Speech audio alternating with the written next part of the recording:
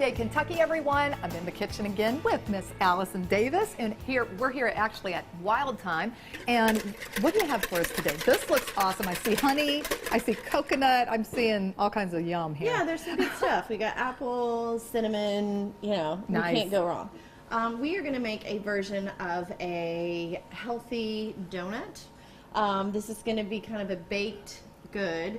I was thinking this might be something that could be made ahead and something for moms as we're getting closer to the back to school season. Yeah, good. So we're going to start making up the dough, and then this is going to get baked, and then most people don't have a donut ring or a donut hole or mold. Right. And so what I'm using is an English muffin mold. Okay. And then when these bake, we'll just take a little cutter and we'll cut the hole, you know, in the center, as a way for you not having to go out and buy like a donut mold just to make these. Okay.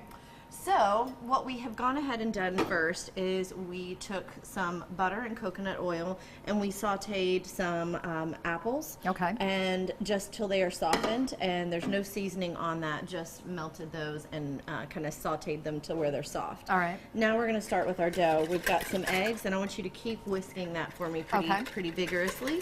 We're going to add some vanilla. Again, I never measure vanilla because I don't think you can get enough of it in your recipes. And I have to kind of refer to mine because, again, with baking, we're going to be trying to be a little bit more precise. Okay. So we're going to add some coconut oil into that. Okay. And we are also going to add some coconut milk. So to this, I've got the full fat coconut milk, and I'm going to go with about 5 tablespoons. Okay. And don't worry so much about that because you're going to have a little bit of that chunk. Okay. But it's going to melt into your Good, batter. because I'm like trying to beat it. It's not one to break up, but I don't have to worry. 5 tablespoons of your coconut milk. Okay. We've got a little coconut oil. We're going to add just about a half a teaspoon of apple cider vinegar into this. Okay. Got it. And we just added our vanilla. We're going to whisk that a little bit just so it's really well combined.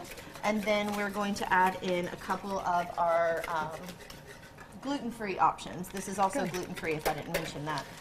So we are going to go in with a 1/4 cup of the coconut flour. Okay. And that really is going to help kind of soak up that liquid. Okay. And just keep whisking that. And then we're going to go in with a 1/3 cup of the almond flour.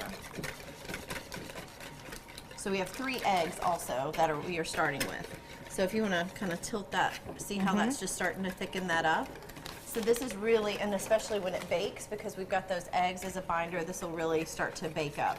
Now, I wanted to add just a touch of sweetness, and then for it to rise, we're also going to add a half a teaspoon of baking soda into this, and that's going to help them to rise to where they won't be so flat. Okay.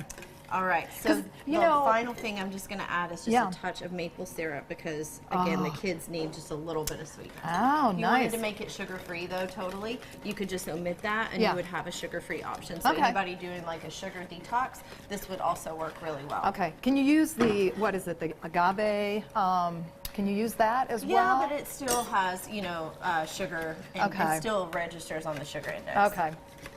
All right, so then we're going to throw our apples into here, and then we're going to put this batter into the molds, and then we're going to let that cook for about 20 minutes at 350 degrees. Okay. And then we'll bring them back out, and we'll see how we did. Well, it smells really good. I can't wait to try it. Put a little honey or maple over the top, so we'll see. Drizzle it on. I like it. Yeah, we're going to put it in and let it cook. All right. Well, let's do that, and we'll taste it right when it's all finished up. All right, here we go. We're going to try our donut now. I'm loving it. Now, we had to put this. I already did. I couldn't even wait. Oh my gosh. So this was baked in the oven, the batter just in those English muffin tins, and then for 20 minutes at 350. And then when we pulled them out, I just took them, you know, and set them on a flat sheet and just used this little round cutter, and we just cut kind of the hole through the center so they resemble more of that little donut shape. Yes. And then we have saved a little bit of that that maple Thank you. syrup I appreciate you holding that for maple syrup. dipping, but These are this so is- good. Yeah, and Love them. You were talking about how A lot of times they end up dry. When you're working with gluten-free products, you know, when you're baking at home, at least I've had challenges keeping it moist on the inside. These are so moist. They're so good. You've got to try it if you're gluten-free or you're looking for a good donut recipe for gluten-free. This is awesome. Seriously. yeah, Love and it. it's hopefully something that the kids can enjoy. Right. You know, before Well, school. if you want this this recipe, go over to our website, WTVQ.com/Midday Kentucky. Go to the recipes tab, or you can head over to Allison's site at I wildtimecooking.com. was trying to help her out. Thank you. I know I had a mouthful of donut. We'll be right back right after this short break. I love it.